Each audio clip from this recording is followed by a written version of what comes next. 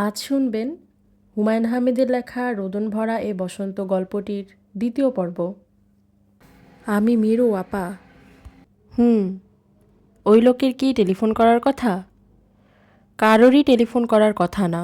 ঘুম আসছে না বলে জেগে আছি। তুই জেগে আছিস কেন? আমি কেন জেগে আছি তা তোমাকে বলতে পারি, কিন্তু তুমি সঙ্গে সঙ্গে সেটা চারদিকে রাষ্ট্র করে দেবে। আমার হবে অসুবিধা। মীরা, বাসার খবর কি? বাসার খবর ভালো। বাবা আমাকে ত্যায্যকন্যা করেছেন। এটা কি সত্যি? সত্যি। তার মানে আমি বাবার বিষয় সম্পত্তি কিছুই পাবো না? না। তুই এত সহজভাবে না বলতে পারলি? তোর একটুও খারাপ লাগলো না? খুট করে শব্দ হলো। মিরুর বাবা দরজা খুলেছেন। মিরু চট করে টেলিফোন রেখে দিল। বাবা যদি দেখেন সে টেলিফোনে কথা বলছে তাহলে গজব হয়ে যাবে। মিরু তাকালো ঘড়ির দিকে। 4:21 বাজে। ফজরের নামাজের সময় হয়ে গেছে। আফজাল সাহেব বাথরুমে যাবেন, অজু করবেন, ফজরের নামাজ শেষ করে সূরা আর রহমান পড়বেন, তারপর আবার ঘুমোতে চলে যাবেন। ঘুমোতে যাবার আগে 1 কাপ আদা চা খাবেন, একটা টোস্ট বিস্কিট খাবেন।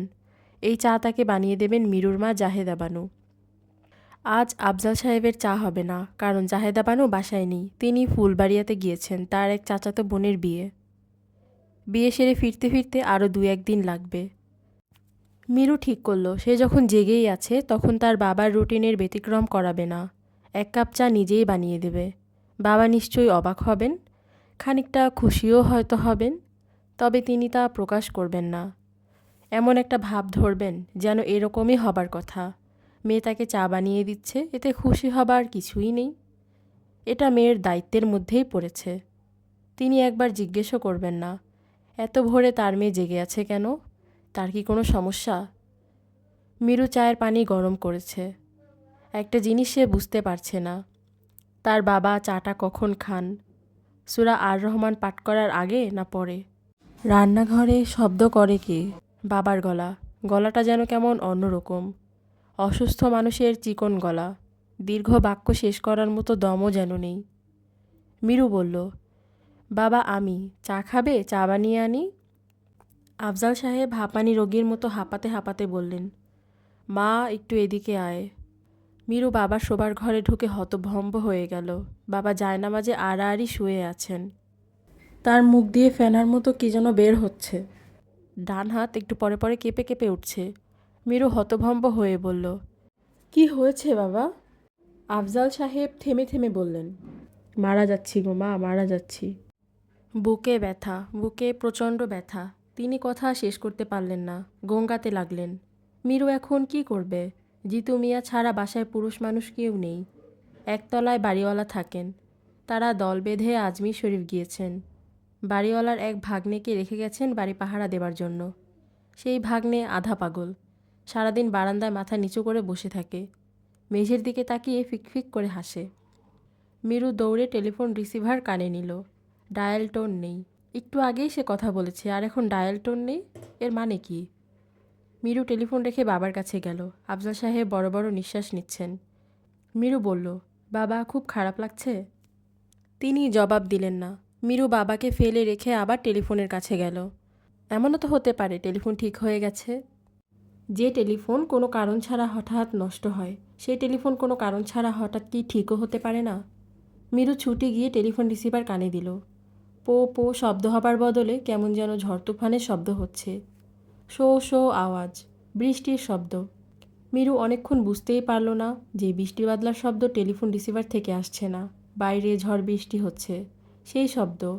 শ্রাবণ মাস, বৃষ্টি বাদলারই সময়। বারসাত আনন্দমাখা গলায় বলল, বৃষ্টি দেখেছেন? কেমন ঝুম ঝুমান্তি নেমেছে। শ্রাবণ মাসে টিপটিপ বৃষ্টি হয়, ঝুম বৃষ্টি হয় না। আবহাওয়া আসলেই বদলে যাচ্ছে। ওজোন স্ফিয়ার ফুটো হয়ে যাচ্ছে। বারসাত জানালা দিয়ে আকাশের দিকে তাকালো। ফুটো হওয়া ওজোন স্ফিয়ার দেখার জন্য কি না কে জানে। তার ভাবভঙ্গি দেখে মনে হওয়া স্বাভাবিক যে সে ফুটো দেখতে পাচ্ছে। নীলুফার কৌতূহলী হয়ে বারসাতকে দেখছে। মানুষটার আনন্দ আনন্দ ভাব তার কাছে অদ্ভুত লাগছে। আজ বারসাতের বিয়ের দিন। আনন্দ ভাব থাকাটা খুব স্বাভাবিক, কিন্তু বিয়ের কনের দেখা নেই। 11টার মধ্যে মেয়ে আসার কথা, এখন 1টা বাজে। নীলুফারের মনে হচ্ছে কনের দেখা শেষ পর্যন্ত পাওয়া যাবে না, অথচ বাসাতের মধ্যে এ নিয়ে কোনো রকম টেনশন দেখা যাচ্ছে না, বরং তাকে আনন্দিত মনে হচ্ছে। এই আনন্দ নিশ্চয়ই লোক দেখানো আনন্দ, ফেক হ্যাপিনেস। বাসাত বলল, বৃষ্টির ফোঁটার সাইজ ম্যাক্সিমাম কত বড় হতে পারে জানেন ভাবি? নীলুফার নাসূচক মাথা নাড়ল। বাসাত বলল, বৃষ্টির ফোঁটার রেকর্ডেড বড় সাইজ হলো পিং পং বলের সাইজ। ভেনিজুয়েলায় 1870 সনে এই সাইজের বৃষ্টি হয়েছিল। সেখানকার চার্জের রেকর্ড বইয়ে রেকর্ড করা আছে। নীলুফার কিছু বলল না। সে এসেছে বাসাতের বিয়েতে একজন সাক্ষী হিসেবে। সে ভেবেছিল দুপুর 12টার মধ্যে সব শেষ হয়ে যাবে, সে চলে যেতে পারবে। তার ছেলে টুকটুকির স্কুল ছুটি হয় দুপুর 2টায়। তার আগেই তাকে যেতে হবে। ছেলেকে স্কুল থেকে আনার আর কেউ নেই। বাসাতকে চলে যাবার কথা বলতে মায়া লাগছে। নীলুফারের ধারণা বাসাত এখনও আশা করে আছে মিরু নামের মেয়েটা চলে আসবে। বাসাতের চেহারায় আনন্দ এখনও ঝলমল করছে। তাকে দেখতে সুন্দর লাগছে। হালকা হলুদ রঙের হাফ শার্ট পরেছে। শার্ট থেকে হলুদের আভা চলে গেছে মুখে। ভাবি, চা খাবেন? না, আমি ঘন ঘন চা খাই না। বৃষ্টি দেখতে দেখতে চা খেতে ভালো লাগে। তুমি খাও। বাসাত, আমার যে এখন উঠতে হয়, ছেলেকে স্কুল থেকে আনতে হবে। বাসাত বলল, ভাবি, আমার মনে আছে, ওর স্কুল ছুটি হবে 2টায়। আপনাকে 1:30টার সময় উঠলেই চলবে। এখনও আপনার হাতে 25 মিনিট সময় আছে। নীলুফার বলল, মেয়েটার বাসায় টেলিফোন নেই, তুমি টেলিফোনে খোঁজ নাও না কেন? এক ফাঁকে চেষ্টা করে এসেছি, ওদের টেলিফোন নষ্ট। রিং হয়? মনে হচ্ছে রিং হয়, কিন্তু কেউ তা ধরছে না। নীলুফার বলল, শেষ মুহূর্তে মেয়ে মত বদলায়নি তো? বাসাত বলল, বদলাতে পারে। মেয়েরা কেন জানি কাজের অফিসে এসে বিয়ে করার টেনশনটা নিতে পারে না। বাড়ি থেকে বের হবার আগ মুহূর্তে মত বদলায়। কাজের মেয়ের সঙ্গে লুডো খেলতে বসে। লুডো খেলতে বসে মানে? কথার কথা বললাম। বাসাত হাসছে, শব্দ করেই হাসছে। নীলুফার বলল, হাসছো কেন? বাসাত বলল, মজার একটা কথা মনে করে হাসছি। মাঝে মাঝে এমনও হয় কাজী অফিসের টেনশনের উত্তাপে 7 বছরের প্রেমও উড়ে যায়। প্রেমিককেই চিনতে পারে না। বিয়ে তো দিল্লি হনুজদুর অস্ত, প্রেমিককেই চিনতে পারবে না কেন? আমার নিজের চোখে দেখা। আমার বন্ধু রকিবুল কাজী অফিসে বিয়ে করবে। আমি সাক্ষী। মেয়ের বিকালে আসার কথা। রাত 8টা বেজে গেল, মেয়ের খোঁজ নেই। রকিবুল গেল টেলিফোন করতে। মুখ শুকনা করে ফিরে এলো। মেয়ে তাকে চিনতে পারছে না। টেলিফোনে রকিব যতই বলে আমি রকিব, মেয়ে বলে কোন রকিব? হাসছো কেন? মজা পেয়ে হাসছি ভাবি। নীলুফার বলল, তুমি মনে হয় সব কিছুতেই মজা পাও। বাসাত বলল, আসলে আমি কোনো কিছুতেই মজা পাই না, কিন্তু ভঙ্গি করি সব কিছুতেই মজা পাচ্ছি। তার মানে তুমি এখন মজা পাচ্ছ না? একটু কম পাচ্ছি। মেয়েটার জন্য আর কতক্ষণ অপেক্ষা করবে? 4টা পর্যন্ত অপেক্ষা করব। 4টা কেন? মিরুকে বলে রেখেছিলাম আমি অবশ্যই 4টা পর্যন্ত অপেক্ষা করব। ভাবি, আপনার কি খিদে লেগেছে? কিছু খাবেন? এখানে একটা দোকান আছে, মিনি সিঙ্গারা পাওয়া যায়, প্রায় মার্বেলের মতো সাইজ, দেখতে অসাধারণ, নিয়ে আসি? নীলুফারের মনে হলো বাসাতে খিদে পেয়েছে। টেনশনে সে হয়তো সকালে নাস্তাই করেনি। মিনি সিঙ্গারা খাওয়ার কোনো ইচ্ছাই নীলুফারের করছে না। বাসাতের কথা ভেবে সে বলল, চট করে নিয়ে এসো। বাসাত সিঙ্গারা আনতে পারল না। আজ সিঙ্গারা বানানোর কারিগর আসেনি। বাসাত ফিরল কাক ভেজা হয়ে। নীলুফার বলল, এই কি অবস্থা, এমন ভিজা কি করে ভিজলে? ইচ্ছা করে ভিজলাম ভাবি। যখন দেখলাম সিঙ্গারা বানানোর কারিগর আসেনি, তখন এমন মেজাজ খারাপ হলো যে রাস্তায় কিছুক্ষণ চুপচাপ দাঁড়িয়ে থাকলাম। বৃষ্টিতে ভিজে যদি গরম মেজাজ একটু ঠান্ডা হয়। ঠান্ডা হয়েছে? কিছুটা হয়েছে। নীলুফার বলল, আমাকে এখন যেতে হবে, তুমি অপেক্ষা করো। আমার মোবাইল টেলিফোন খোলা থাকবে। মেয়েটা যদি এসে পড়ে আমাকে টেলিফোন করবে। আচ্ছা, না এলেও করবে। কি হয়েছে পুরোপুরি না জানা পর্যন্ত আমার অস্থির ভাব যাবে না। ভাবি 4টার পর নিউজ বুলেটিন প্রচার করা হবে। নীলুফার বলল, তোমাকে আমি ছোট্ট একটা উপদেশ দিতে চাচ্ছি, দেব? দিন। ঠান্ডায় তোমার গা কাঁপছে, তোমাকে দেখেই মনে হচ্ছে তোমার জ্বর আসবে। 4টা পর্যন্ত অপেক্ষা করার দরকার নেই। তুমি চলে যাও, কাজী সাহেবকে বলে যাও ঐন্দ্রিলা নামের মেয়েটা এলে যেন তাকে বলা হয় তোমার সঙ্গে যোগাযোগ করতে, ঠিক আছে? বারসাত হাসলো, কিছু বলল না। নীলুফার বলল, বাসায় যেতে না চাও থাকো, এখানে অপেক্ষা করো, একটা টাওয়েল জোগাড় করে মাথাটা মোছার ব্যবস্থা করো। বারসাত আবারও হাসল। তার মাথায় অন্য পরিকল্পনা খেলা করছে। তার ইচ্ছা করছে ঝুম বৃষ্টিতে ভালোমতো ভিজে সত্যি সত্যি একটু অসুখ বাঁধাতে। বেশ কিছুদিন ধরে তার শরীর অতিরিক্ত রকমের ভালো যাচ্ছে, অসুখ বিসুখ কিছু হচ্ছে না। শেষবার হলো ভাইরাল ফিভার। বিছানায় 3 দিন শুয়ে থাকা, বিছানা থেকে উঠে বসলেই মাথা চক্কর দিত। চক্করটা খারাপ লাগতো না। পর্দা সরিয়ে আকাশের দিকে তাকিয়ে থাকলে চোখ করকর করত, মাথা ধকধক করত। দুটাই কেন জানি ভালো লাগতো। অসুখও উপভোগ করতে জানতে হয়। বারসাত বৃষ্টির মধ্যে দাঁড়ালো। ভেজার উদ্দেশ্যে বৃষ্টিতে নামলেই বৃষ্টি কেন জানি কমে যায়। বারসাত ফুটপাতে দাঁড়িয়ে আছে। বৃষ্টি অনেকখানি কমে গেছে, তারপরও যা আছে খারাপ না। এই বৃষ্টি ঘন্টা 2 শরীরে মাখাতে পারলে অসুখ অবশ্যই হবে। ডবল নিউমোনিয়া বাঁধিয়ে ফেলা যেতে পারে। ঘোর ঘোর ভাব নিয়ে বিছানায় পড়ে থাকা খারাপ কি? বৃষ্টিতে ভেজার জন্য বারসাত মোটামুটি একটা ভালো জায়গা পেয়েছে। রাস্তা থেকে চট করে তাকে দেখা যাবে না। সে রাস্তার লোকজন ঠিকই দেখতে পাবে, রাস্তার সব লোক তার দেখার দরকার নেই। মিরুকে দেখতে পেলেই চলবে। আচ্ছা, মিরু যখন দেখবে সে হাসি হাসি মুখে বৃষ্টিতে ভিজছে, তখন কি করবে? রিকশা থেকে নেমে বিরক্তিতে কপালে ভাঁজ ফেলে বলবে, তুমি বৃষ্টিতে ভিজছ কেন? বারসাত বলবে, এই বছর বৃষ্টিতে ভেজা হয়নি, কাজেই ভাবলাম কোটা শেষ করে রাখি, শুভ দিনে বৃষ্টিতে ভেজা যাক। আজ কি শুভ দিন? আরে আজ আমাদের বিয়ের দিন। আজ শুভ দিন না। রিকশা ভাড়া দিয়ে চলে এসো, দুজনে মিলেই ভিজি। তুমি পাগল হতে পারো, আমি তো পাগল না। দুনিয়ার মানুষের সামনে ফুটপাতে দাঁড়িয়ে ভিজব? লোকজন তাকিয়ে দেখবে শাড়িটা কতটা গায়ের সঙ্গে লেগেছে। তাহলে তুমি বৃষ্টিতে ভিজবে না? না। শাড়ি গায়ের সঙ্গে লেগে যাবে এই ভয়ে বৃষ্টিতে ভেজার আনন্দ থেকে নিজেকে বঞ্চিত করবে? উফ, চুপ করো তো। রবীন্দ্রনাথের ওই গানটা মনে করলে কিন্তু ভেজা শাড়ির কথা মাথায় আসবে না। 2 হাত তুলে ঘুরে ঘুরে বৃষ্টিতে ভিজতে ইচ্ছা করবে। কোন গান?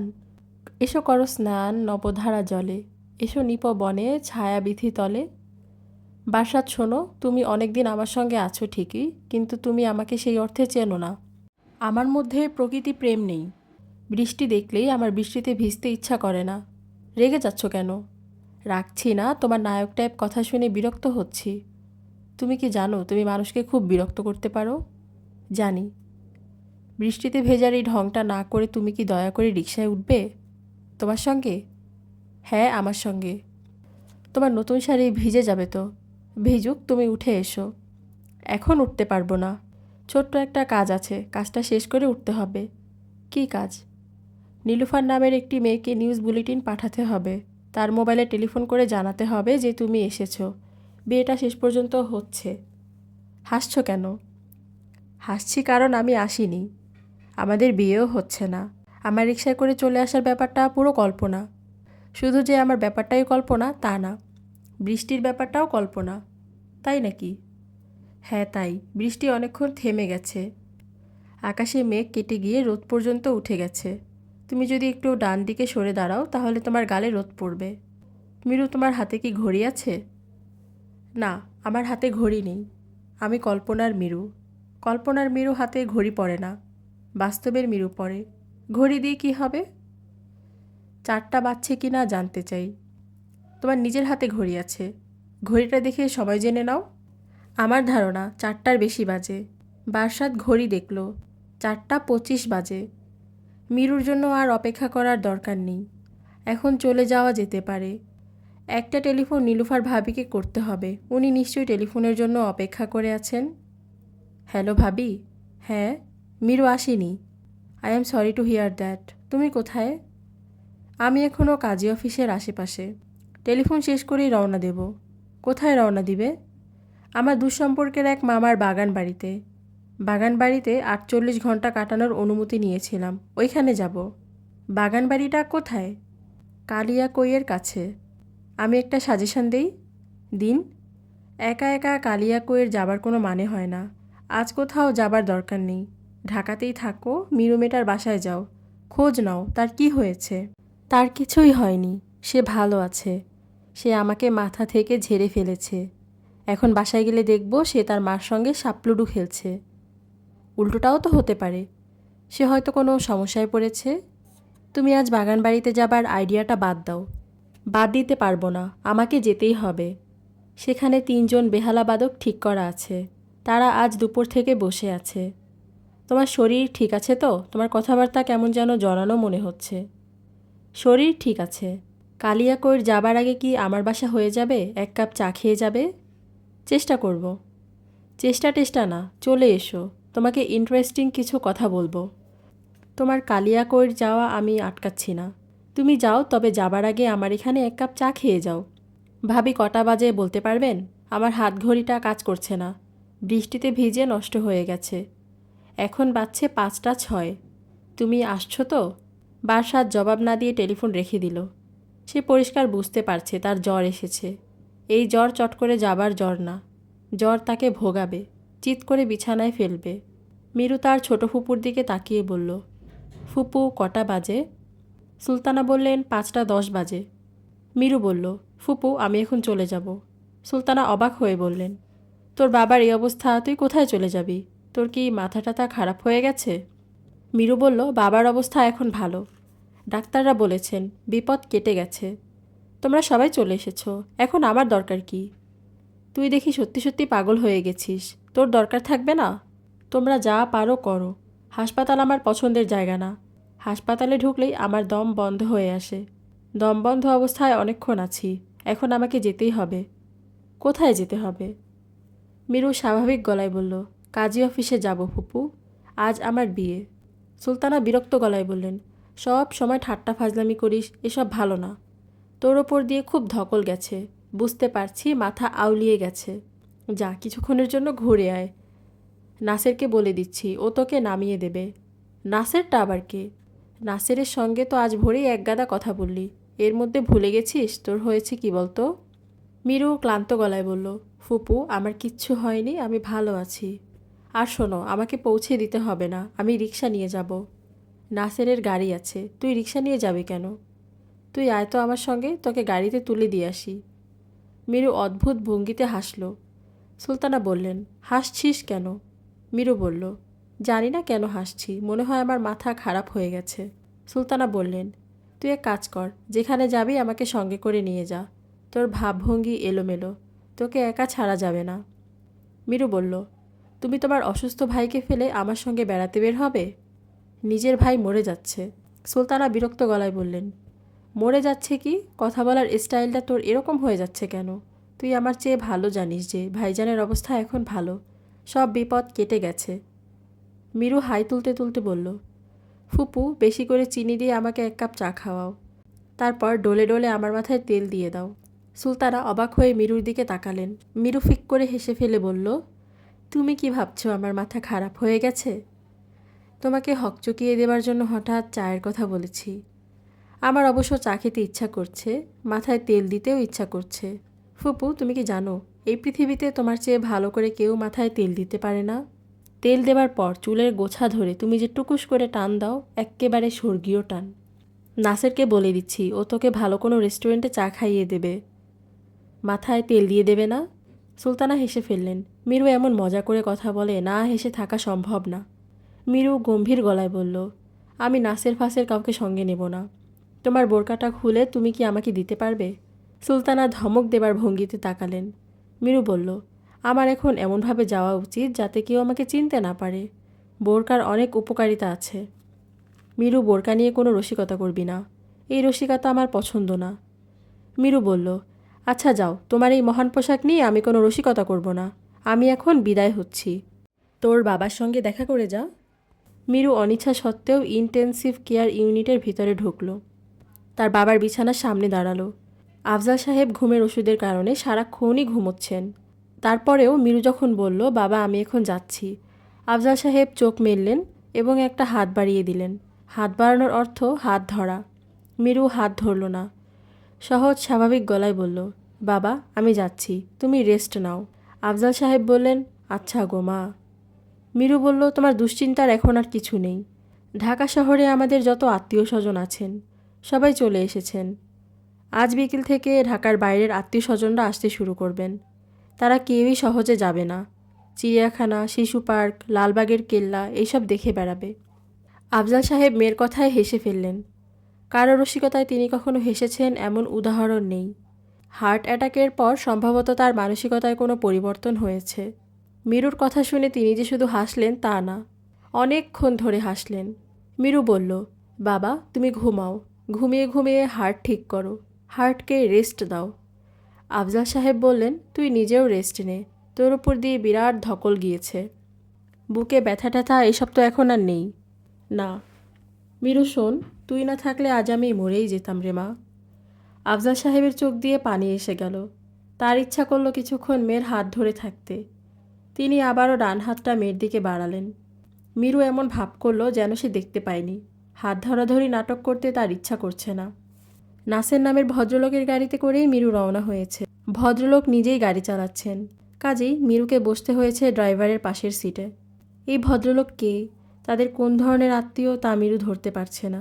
ভোর রাত থেকে ভদ্রলোক গাড়ি নিয়ে ডিউটি দিচ্ছেন, কাজেই ঘনিষ্ঠ আত্মীয় হবার কথা। ঘনিষ্ঠ আত্মীয় হলে মিরুর চেনার কথা, সে চিনতে পারছে না।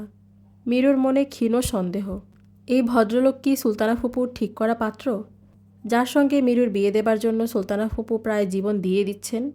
কিন্তু সেই ছেলের নাম নাসের না, তার নাম অন্য কিছু, মোঘল রাজা বাদশার নামে নাম। ভদ্রলোকের মাথা ভর্তি টাক। এরকম টেকো মাথার কাউকে ফুপু তার পাত্র হিসেবে ঠিক করবেন তা ভাবা যায় না। তাছাড়া পাত্ররা কখনো হাসপাতালে ডিউটি দেয় না, তারা ভাব ধরে দূরে থাকে। হাসপাতালে ডিউটি দেয় গরিব প্রেমিকরা। মিরুর ঘন ঘন হাই উঠছে। বাবাকে নিয়ে তার খুব টেনশন গিয়েছে। এখন টেনশন মুক্ত বলে হঠাৎ শরীর ছেড়ে দিয়েছে। যেভাবে তার হাই উঠছে, গাড়ির মধ্যেই ঘুমিয়ে পড়া বিচিত্র না। মিরু ঘুম কাটানোর জন্যই কথা বলা শুরু করলো।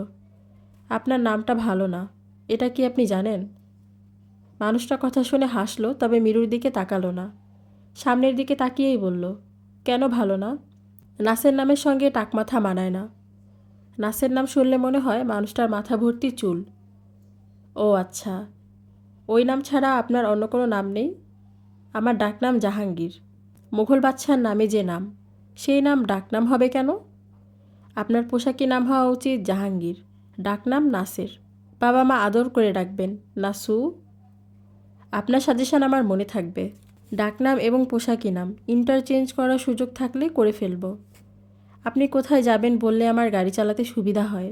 সরি, আপনাকে বলা হয়নি। আমি যাব মগবাজারে। আমরা কি ভুল পথে চলে এসেছি? সামান্য এসেছি, এটা কোনো ব্যাপার না। আপনার ফুপু বলেছিলেন পথে কোথাও গাড়ি থামিয়ে আপনাকে বেশি করে চিনি দিয়ে কড়া 1 কাপ চা খাওয়াতে। এখন কি খাবেন? এখানে একটা ভালো রেস্টুরেন্ট আছে। না। নাসের এক ঝলক মিরুর দিকে তাকিয়ে বলল, আপনাকে দেখে মনে হচ্ছে আপনি কোনো কারণে আমার উপর বিরক্ত। আপনার বিরক্তি উৎপাদনের মতো কিছু কি আমি করেছি? আমার মাথায় কোনো চুল নেই, এই কারণে কি আপনি বিরক্ত? বারবার মাথার চুলের দিকে তাকাচ্ছেন তাই বললাম। মিরু চুল প্রসঙ্গে না গিয়ে হঠাৎ বলল, আচ্ছা শুনুন, আপনি কি সেই ব্যক্তি যার সঙ্গে আমার বিয়ে দেবার জন্য সুলতানা ফুপু প্রায় জীবন বাজি রেখে ফেলেছেন? জি। আপনিও মনে হয় আগ্রহ নিয়ে অপেক্ষা করছেন। অপেক্ষা করছি কারণ আপনার ফুপু বলেছেন এই সৌরজগতে আপনার মতো ভালো মেয়ে নেই। আপনার ফুপুর কথা আমি খুব বিশ্বাস করি। আপনার কি বিশ্বাস হচ্ছে যে আমার মতো ভালো মেয়ে সৌরজগতে নেই? হ্যাঁ হচ্ছে। আপনি আপনার বাবার চিকিৎসার যে ব্যবস্থা করেছেন সেটা চিন্তাই করা যায় না। রাত 3:30টার সময় একা ওষুধ কিনতে সোহরাওয়ার্দী হাসপাতাল থেকে শাহবাগে গিয়েছেন। আপনি ভুল করছেন, আমি একা যাইনি। আমার সঙ্গে বলশালী একজন পুরুষ মানুষ ছিল। সে আমাকে ভরসা দিয়েছিল যে কোনো ভয় নেই। নাসের অবাক হয়ে বলল, পুরুষ মানুষের কথা জানতাম না, কে ছিল আপনার সঙ্গে? মিরু হাসতে হাসতে বলল, যে রিকশায় করে গিয়েছি সেই রিকশাওয়ালা ছিল। নাসের শব্দ করে হেসে ফেলল, হাসি থামিয়ে বলল, আপনার সেন্স অব হিউমার অসম্ভব ভালো। মিরু বলল, এখন আমি যাই করব তাই আপনার কাছে ভালো লাগবে। কারণটা খুব সহজ। আমাকে না দেখে শুধুমাত্র সুলতানা ফুপুর কথা শুনেই আপনার আমাকে পছন্দ হয়ে গিয়েছিল। আমার সঙ্গে যখন দেখা হলো তখন সেই পছন্দ হওয়াটা কমে না গিয়ে বাড়ল, প্রায় প্রেম পর্যায়ে চলে গেল। এখন যদি আমি শব্দ করে নাক ঝাড়ি, নাকের সর্দি আপনার গাড়ির সিট কভারে মুছে ফেলি, সেটাও আপনার কাছে ভালো লাগবে। কেন? ভালো লাগার জন্য আপনি কোনো না কোনো লজিক দাঁড় করিয়ে ফেলবেন। প্রেমিকরা এই কাজটা খুব ভালো করে। নাসের বলল, সর্দি গাড়ির সিটে মুছবেন? এটা ভালো লাগবে এরকম লজিক দাঁড় করানো তো কঠিন। কঠিন কিছুই না, তখন আপনি ভাববেন মেয়েটা স্ট্রেট ফরওয়ার্ড, তার মধ্যে কোনো ভনিতা নেই।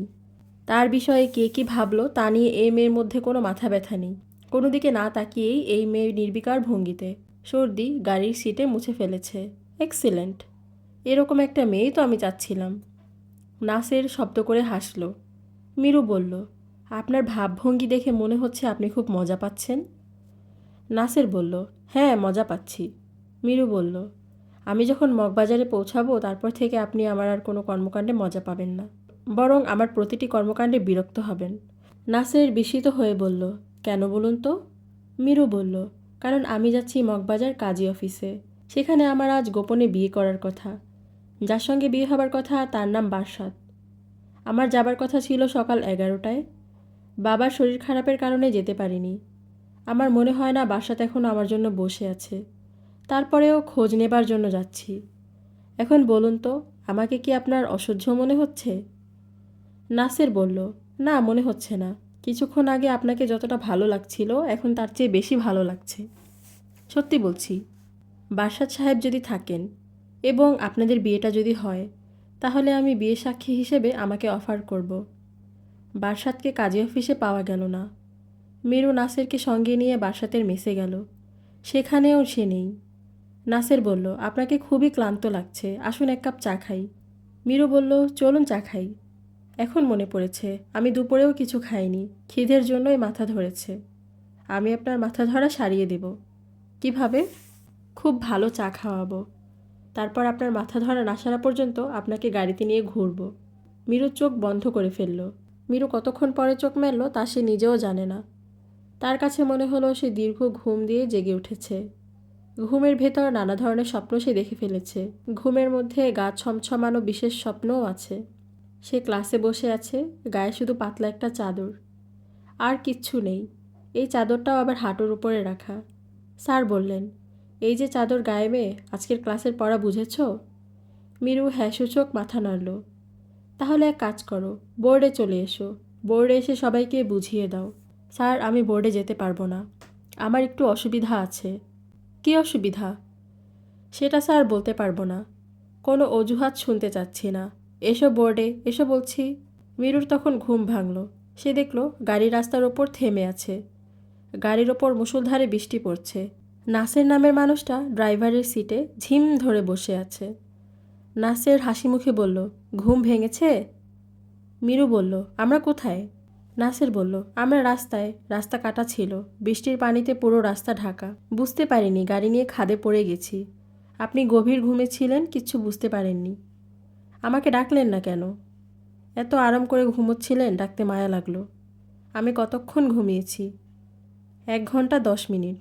বলেন কি, আপনি এতক্ষণ কি করলেন? ঝিম ধরে বসে থাকলাম, বৃষ্টি দেখলাম। চা খাবেন? এখানে চা কোথায় পাবেন? আমি মোবাইলে টেলিফোন করে চা আনিয়েছি। ফ্লাক্স ভর্তি গরম চা এবং সিঙ্গারা আছে, চা দেই? মিরু বলল, দিন। আপনি দেখি খুব গোছানো মানুষ। নাসের বলল, আমি অবশ্যই গোছানো, তবে মেয়েরা গোছানো মানুষ পছন্দ করে না। মেয়েরা পছন্দ করে অগোছালো মানুষ। আপনার এরকম ধারণা? জি।